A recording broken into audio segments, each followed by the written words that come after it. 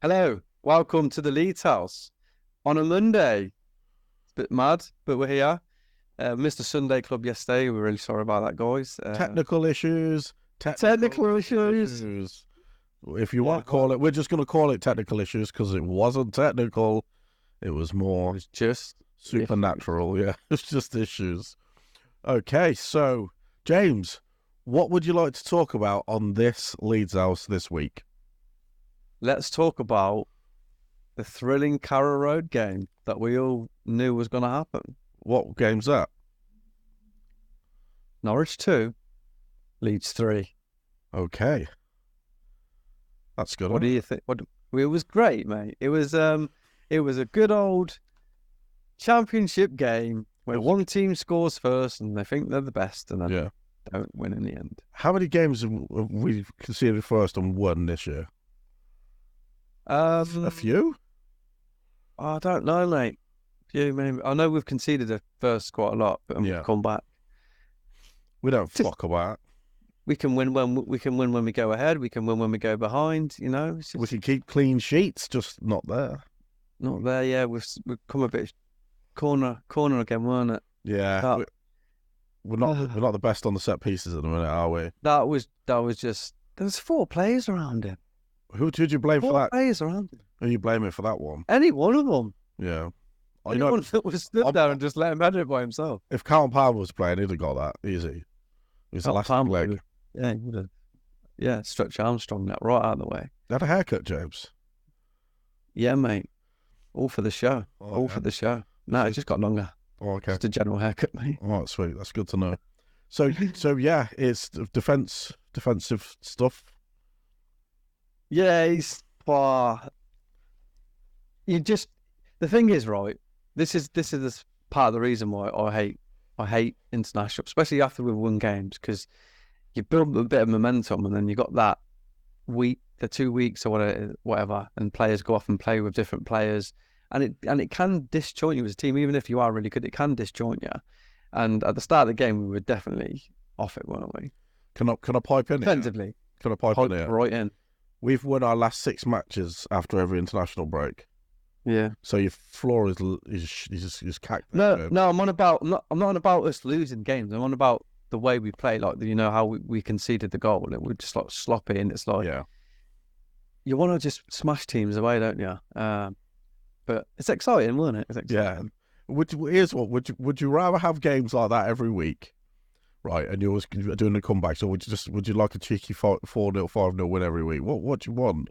Because honestly, I like a bit of a mixture. I knew we were going to win. I knew it. I knew we were going to win at half time. I can't explain it. I just thought we're going to win this. The last time I felt like that was Bournemouth last year when we come back and won. Yeah, it felt just exactly like the Aston Villa game. Remember when we beat them 3-2 at Villa Park? Yes. Where we weren't bad in that first half. Like, we weren't bad in this first half. Defensively, we made some mistakes, but attacking wise, we were cutting them open time and time again. But we just weren't putting in, and it was exactly like the Villa game. It's the same sort of scenario. So yeah, I had that feel about it, and I was the same as you, mate. I definitely thought that we were gonna win. We were gonna get something out of the game at least. But yeah, I thought we were gonna win as well. So that first goal, mate, just like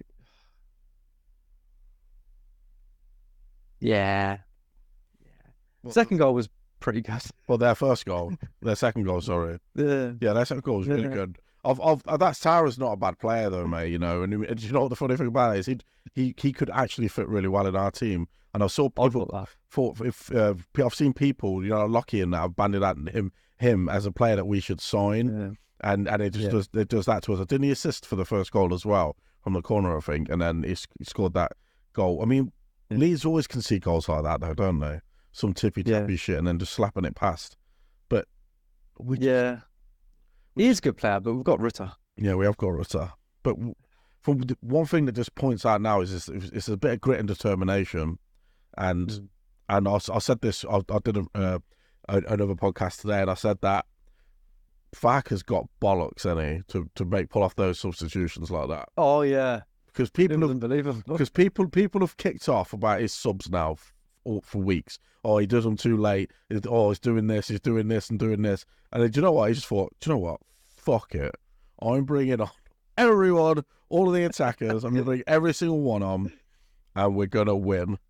And he said it like in his pre-match while he goes, this is a game where we can win. Yeah. And then he's like, yeah, all right, I'll just win. Yeah, but that's like every game for us now. Yeah, it is. We should beat every single team. I mean, Leicester, we don't know. I've been watching a bit of Leicester games, like the past couple of games, and Leicester are really crap when you have a team's in transition, right? When they're picking up that ball in the middle of the park, where Jorginho picks up the ball. Yeah, I think that game on that Friday night, the two Leeds-Leicester games, could be the two best games of the entire year, just by the way that we play and they play. Them two games have got monumental written all over them because they can't. It's like Harry Winks can't pick up the man behind him, and Jorginho Rutter is just not winking. Yeah, Jorginho Rutter, the way he plays and the space he picks up is going to terrorise them. But also, they'll probably terrorise us as well. It's going to be amazing. I'm telling you now. I've been doing bits of research because you know why? Because we're like YouTube personalities now. You know, with all those hundreds of views that we get. I've been just training in that myself to make sure that we know what we're talking about. And yeah, we're going to do them. And we're going to go to the wire. I think we're going to catch Ipswich. Leicester might be a bit harder. But yeah, I think we are amazing. Sorry. They cannot. I just got a bit carried away on myself there, didn't I? Yeah. It's okay, mate. Thank you. Let's write down 2 boring 0-0s now that you've made a big hype about the 2 Leicester games. Yeah, they are going to be good, James. I'm telling you. But yeah, I've seen a lot of Leicester fans on Twitter saying the same thing about like watching some of the game on Saturday and like highlights of it and commenting saying these are going to massively do us on the transition. Really? So I did something right. Yeah. I did something right. Oh, wicked. Yeah, seriously. That's what they were saying. I don't watch any of Leicester, to be honest with you. I haven't watched any of Leicester this season. But yeah, like I said, I think we can do everybody in this league. Harvey Barnes doesn't play for Mother anymore. That's a big one, that is, isn't it? Or Steve Guppy. Oh my God. What's Matt Elliott doesn't either, I don't think. Yeah, we still need to dress up as them. Yeah, we do. Yeah. Remember who was it that did that really, really crap skill in Leicester where they sort of it come off where he sort of just turned and sort of kicked the ball. He just turned and then kicked the ball through someone's leg. Muzzy is who was it? Muzzy is it? Muzzy is it? Fucking Muzzy is it? He was the bane of our cup games back in the day, weren't he? Muzzy is it? Do you remember Leicester used to always beat us in the cup, James? Remember? Until we smashed them 6-0. Yeah. When Robbie Keane got a hat-trick. Remember that? But I'm not about before that. They did. They used to that transition time, before we got pretty good, it was like Neil Lennon and that were playing, weren't they? They used to beat us. Yeah. Filbert Street. But Benito Carboni, or was that Aston Villa? Villa, he was at Villa. Oh, he scored. He used to take the piss out of us as well, didn't he? Yeah. Shit. But yeah, I'm really happy. Let's talk about the game. Let's go back to the game. Go back to the game. So we're going through their goals. Mm-hmm. One was good. One was shit on our part. Yeah. Okay. Daniel James, good touch, or did he knock it too far? It was just fast enough to go on the end of it. Or you can say yes. I thought he overhit it. Yeah. I thought he overhit it, but on the end of it, didn't he? Who gives a shit? Like, again, he's been effective. He was quite good in the game as well. He's wicked when he went to left back, weren't he? But we'll get to that. We'll get to that. Yeah. He's a lot. I'm liking him more watch him. Yeah. He's still, to be fair, he's still a bit. There's still a bit.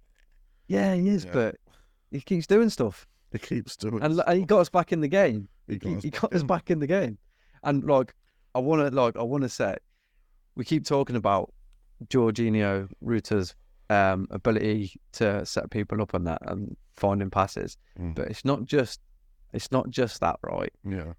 Summerville's goal for second goal doesn't happen if he doesn't play the pass that he plays. Yeah, I know. Because he plays it around and in front of him, and he can just keep in his stride. And like he does it all the time. He plays the pass like almost perfect. Yeah. Like the right amount. He did it again, Kamara. Yep. First half. He's so fucking good at it, and I'm like, yeah, I'm amazed by him. I was watching Danny and that. They were talking about it last night on Joe's, because obviously Danny went on there last night. And they were talking about how they're still talking about the Perot-Rutter dynamic, because Rutter could make those passes in the 10. You see, it's strange, isn't it? Yeah. Yeah. But he sort of plays. He plays in front of him and behind him at the same time. Yeah. It's mad. But he can pull it off. Like he can pull it off. He can get into the box. He can get on the There's been times when he could be on the end of crosses because he can get in the box. But he's also being the person that's setting up chances. Like, I fucking love him, mate. Yeah, he's incredible. Did you see his little skill? Didn't you see I put a short on the channel of the skill? Of course you haven't watched. Oh yeah. So, oh my god, yeah, of course, yeah. Yeah, it was amazing. It was like he was playing FIFA. That's what I put on it anyway. He wasn't even like, he basically just stood on the ball and then just went forward. But it's the way he can sort of maneuver his body to make players think he's going to go some way, and he's like, yes, that's what I was about to say. What he's done there is he's done all that skill basically before without the ball. Yeah. Because what he's done with his body is made them move. Yeah. You can't teach that. You can't teach that. That's talent, and you see that from top level players. And last year, I know obviously when we first bought him, everyone was like, "Whoa." But he's making a few fans at the moment happy. You know, we're winning matches. He's smiling. Let's go. He's doing that after every game to the camera as well. And I'm all we ever do. This might as well be called the Jorginho Rutter podcast, mate. 'Cause that's what we ever do is fucking talk about him. Yeah, but also he's got a good manager. Yeah, he's got like he come into Jesse Marsh, and then no one played him after Jesse Marsh, basically. So he's got a good manager that can get the best out of him, and he is getting the best out of him. Definitely getting the best out of him. Do you think he needs to finish a bit more? I know Ampadu's playing really, really well, okay? Yeah. But the way Farker talks about Rutter, do you think Rutter's the first name on the team sheet every week? He's got to be. Yeah, he has to be, doesn't he? He makes things happen every game. Yeah, and that's the difference here. Even when he's not, obviously, because he isn't going to score 20 goals a season, is he? He's not gonna. He could, but he probably won't. Yeah, he probably won't. Yeah, he probably could at some point, but he isn't going to do it right now. But he is involved in everything, and for a striker, for someone who's slinky, skillful, sometimes they wait for the ball to come to them, and then something will happen. He goes and gets the ball for that third goal. It's just mad. Do you know what? It's even madder because we had our first centre forward headed it onto the second centre forward in our own 18-yard box, and he's pinged that pass. I'm like, that team that game, it was like shit, and it was just brilliant because it's two strikers done that defensive work there, and that is proper Leeds that. And he's just like, and he's played that pass on the outside. Not many people can make that pass. That's a Kevin De Bruyne pass, that is, James. Yeah. It's not just that pass though. If you watch the passes that he's been making, the one for Southampton for Perot, that pass into him when he touched it, and he does it all the time, mate. He's amazing. Talking about good passes, I'm gonna digress a little bit here. I'm gonna talking about good passes. I'm gonna change it up a little bit here. What about Daniel James's pass through to Perot? Yes. Was the defender make a mistake there, or was that a really good pass? It's a good pass. It was a good pass, and this is a criticism I've got of Perot, because we're bigging him up because he's putting chances away. Yeah. He's not contributing a lot in the game, like little bits here and there. So when you get your chances like that, you've got to be going, right, this is what I'm here for, and putting that away. But he was largely anonymous against Norwich, weren't he? But but the good thing about this is, and I've said this earlier today, is he's had his game where he's anonymous now, and we've won. So Stoke, you're in this shit, mate, because he's going to score only on Wednesday. But he still could have scored. Yeah. He still could have scored. I looked at, there was Mad. There was two chances that we had where he got into an amazing position, and I don't think anyone saw this. It was the first one, you know, when Summerville was drinking in the box and he took one extra touch too many. Pirro's running across the front post, ready to tap that in, and Dad James's the own goal, who was behind it, it was Pirro that was there. Yeah. So you can see he's making the right runs. He's just not getting involved. I mean, do you think he's sulking because he's not playing as a 9, or is he just waits for his chances and just puts it away? Yeah, he had his chance. Yeah, he scores that chance. Gives him a bit of a boost after the international break, and he probably goes on, maybe gets another chance. But that's the problem that you're going to have with him. Like in games where he's anonymous and he's like really quiet, the moments that he can do something, he's got to contribute. But he still contributed like in bits in this game. He wasn't shit by any stretch of the imagination, but just them chances when they come to him, he's got to put them away to justify. Not being involved. It's like Haaland. Yeah. He'll have about 8 touches in a game and score 7. Made in Leeds. Yeah, too right. So, who was your man of the match then, James? Because we I know who you got. Summerville. And then there we go. Now we can talk about Summerville's performance. Summerville, mate. We can't not talk about him. And I've just probably jumped in a bit there too fast getting who the man of the match is. We need to give Summerville some time. I think that's his best game for us this season, but obviously by a mile, because he got the goals, how he took the goals, but also just his general all-round performance was really, really good.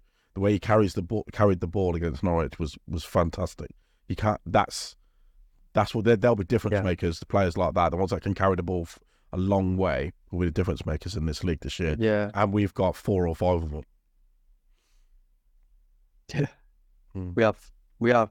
Like Summerville, he's the type of player at the moment. He'll probably go on a little run now and he'll score a few goals, and then come the international break, come back, he'll probably go for a little bit of a drought again. But when he's on fire, like he did it in the under-23s, when he's on fire, he's unplayable at times, and we've seen that yesterday. Like he looked dangerous every time he gets the ball. I love our team at the moment. I love a lot of our team at the moment. Like the players that we've got. It's lovely. It's lovely watching them play football. Apart from when they just stand around and watch people header goals in. Well, that bit I don't know. I've just thought about something, right? If we stop conceding goals, we'll win every game. We'll win every game. Yeah. Because we'll score. I know Southampton was a weird one, but I think we'll score. Yeah. Did we score against Southampton anyway, didn't we? Or did we lose? We did, yeah. Stroke scored. Yeah. And then Perot could have made it 3-2, and then I think we would have won that game as well. I generally do. And Birmingham and Hull are the only games we're not scored in. Yeah. And I've said this at the start of the season as well, and it's happening. You're going to get a good spread of goals from a lot of players. I hope so. We need it. We will. It'll happen. Nonto as well when he starts getting into getting. No, he actually looked okay when he come on too. Same with Jaden Anthony. Same with Patrick Bamford. Yeah, I thought Jaden Anthony. He scored. Like there's so many options. Like Bamford, we won't include Bamford in goal scoring at all. We'll just use him. You bring him on to defend set pieces. But he offers something in games, and he can really knock her out a defender. I like the fact that they bring him on and then they move Rutter where Pirro plays. Yeah. And then because Bamford can run. Yeah. So you can go up front. I think we're going to see that combination at some point, where Rutter's in the 10 and Bamford's in the 9. I think. Yeah, they will. They'll definitely. It'll happen at some point. I think that'll be a starting combination that you'll see as well. Because you see the link-up play between Patrick Bamford and Jorginho Rutter in the box. And obviously Bamford did his Bamford foot at the ball. Obviously no confidence. He's trying to kick it towards the goal. And do you know what? That's a big chance that is. People don't realise how big of a chance that is. That was a big chance. And but the build-up play was really, really good. Rutter, for God's sake, man. We're spoiled. We are. And we've got, like I said, January is going to be... Actually, I'm not even worried about January because I think we're going to be in such a good place in January, the team, the squad. I don't think people we're going to want to leave. I think they're going to want to continue and maybe go up and get a promotion. But yeah, it's really good, and we still got Jet Spence to come back, man. All right, let's leave Jet Spence till he comes back then, right? You know what? I thought? You said how amazing was that you brought them all the attackers. I thought, fuck it. Yeah. Then he got to a point where he was like, I need to balance this out. Oh, no, yeah, Ailing, come on. But one thing I did notice about them two is when the winner went in, they were one of the first two people there, mate. And we do need some older heads around. Yeah, definitely, mate. Yeah, there's a lot going on behind the scenes. I reckon they might give Ailing a new deal. I really do. Do ya? Got a sweatband. Maybe it's working out. So maybe that's right. Maybe it depends how. I think Cooper's not though, because obviously I was on Jer's show earlier and they were talking about how there's been reported in Germany that they're going to release Cooper at the end of the season, and they want. Why in Germany? Because that's where Vober is. Let me finish. Okay. And 49ers want Vober back as Cooper's replacement. I mean, if they get rid of Cooper, they get rid of Cooper, but I'm not really happy about replacing him with fucking the leader. Well, we don't know this, do we? We don't know what's going on. Maybe the 49ers have asked him to leave because there weren't no noise about this. No. But I don't know. But I brought that up on Jer's podcast. They do. We don't. we ain't as smart as them guys. We just chat shit. You know what I mean? Don't put us down. We're very intelligent-y. Intelligent. Oh, we speak good England. Barely. Right, James. So performance against Norwich. It was good, yes? It was a good second half, wasn't it? It was an excellent second half. It was actually a good attacking first half. We just a bit less. We need to be a bit more forward. That move we did where Dan James was put through, and he touched it past Duffy, and then sort of, it's like, the way they, Kamara's was a big chance as well. In actually thinking about it. It was a big chance. That was a very big chance. Yeah, it was. So we're gonna put teams to the sword. We just need to cut out set piece issues right now. Yeah, I think it'll come. Okay, so talk about teams who are good at set pieces. Stoke on Wednesday. Where are they? Stoke. They're in Stoke. 20th. I don't know. I mean, they're not 20th, aren't they? Yeah, I don't think they're the Stoke of old, mate. I don't think we're going to see Ryan Shawcross and Peter Crouch on the back post. Rory Delap. Rory Delap slinging it in, are we? I think these guys, they're not a bad side. I think they just beat Sunderland, haven't they? They did beat Sunderland, yeah. But they leak goals, and who scores goals?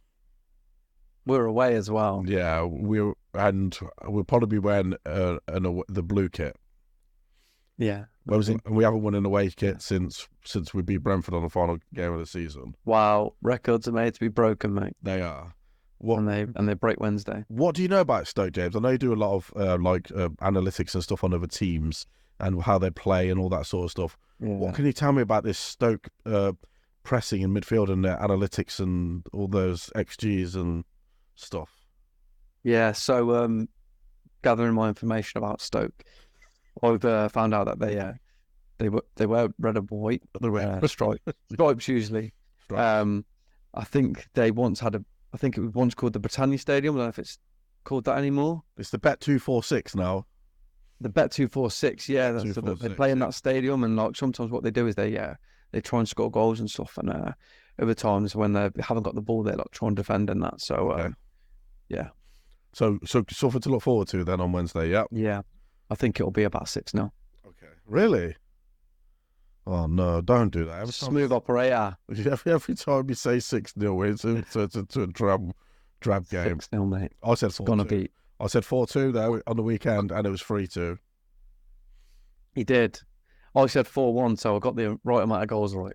Yeah, you did. Yeah, it's somewhat right anyway. He got a hat trick, didn't he? Yeah. Oh, Duffy. You did.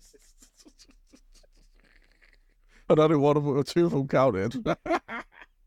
Shitbag. Right, so okay. Well, let's do a tiny because we're already obviously running over a little bit now than what we normally do on around this sort of time on the weekdays. Yeah. How do you think we're going to do against Stoke, apart from the 6-0 thing that you're on about? I genuinely think we're going to. I can't help but think, because of the way we are and the way we can play, that there's going to be a game where we just absolutely obliterate a team. And I just think it might happen Wednesday. Wednesday on a cold night in Stoke. Yeah, because no one expects it on a Wednesday and a cold night in the Bet362 stadium. Any changes? That famous stadium. Should there be any changes to the team? I think Gray might come out. I spoke about this earlier again. I said the same. I think Gray's might come out for this game. I think he wanted him more to play against Norwich than he did against Stoke. So I think that's why he was rested. And I think he'll come out for, I'm going to say Ayling, but... Shax. Yeah. Well, whoever. Maybe they just played Dan James. Yeah. Could do, couldn't he? Looks all right there. Mad bastard. Right, okay. I think we'll finish it up here then. We might get something out about Stoke. James thinks we're gonna win, which is good. I think we're gonna win, which is always also good. What we got on this week, James, after this one? We have got, are we doing another show? I'm not this week. Look, should we just tell everyone we're not gonna do one? And if we do, and then if we do one, we'll do one. It's a bonus, yeah. But we're definitely on Friday. We've definitely got a big show on Friday with our partner over at Not Another Leeds podcast. We're doing Danny Mountain. Stop name dropping his full name every time. It's not his real name. Okay. It's just 3 Peaks. Danny Mountain. Okay, that's good. And we're on with Joe from the Just Joe Football Show. We're going to do a Halloween special, and apparently Danny wants us to dress up, so that should be fun. I was thinking about going as Cousin It. I just don't need I'll dress up as a wardrobe. Just take my hat off. I'm just going to sit here with a wardrobe here, and I'll just sit in it and talk, and I'm a fucking wardrobe. I'll just open the doors up. Oh, that's good. So yeah, catch us on. I'm holding it so I can reach the bottom of my mouth. Sorry, it's all right. What was your call when James gets me? So yeah, we're going to be doing that on Friday. We're doing that on Friday, and yeah, just we'll have some stuff out on the socials and stuff, and we'll put some stuff out on YouTube, and just say thanks for watching / listening to Leeds House. I've been like and subscribe, and I'm James. Oh yeah, like and subscribe as well. Thanks. Yeah, do that. That'd be nice. He's Kevin. You just didn't know him because I spoke. Yeah, he's that's Kevin. Good. All right, sound. See you all soon, guys. Bye bye. See you later. Bye bye.